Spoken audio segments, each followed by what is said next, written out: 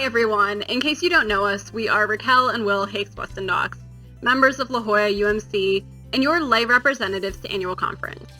Annual Conference met virtually this summer over Zoom, which gave us the opportunity to gather for legislative voting, updates from ministries, and worship, which included the ordination service where Leah was commissioned as a provisional elder, and the retirement service where Phil shared a video.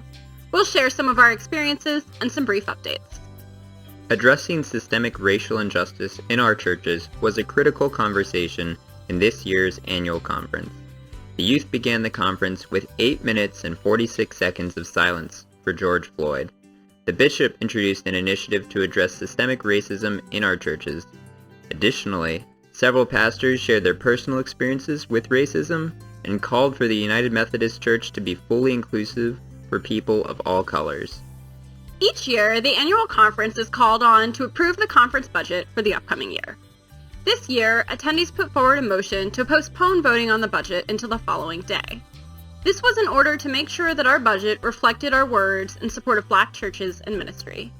Ultimately, a $35,000 line item was added to the Total Justice and Compassion Ministry to support strengthening the Black church. In February 2019, a special session of the General Conference convened and voted on the traditional plan, which affirms restrictive measures against ordaining LGBTQIA people and adds more stringent penalties against clergy that perform same-sex marriages. The 2019 Annual Conference approved Resolution 1906, disavowal of the traditional plan.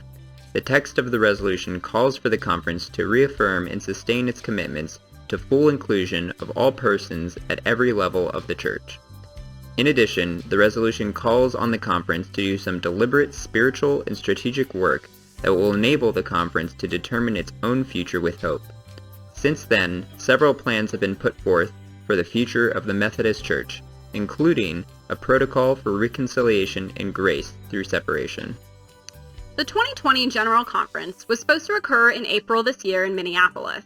However, it was postponed to September 2021 due to concerns over COVID-19.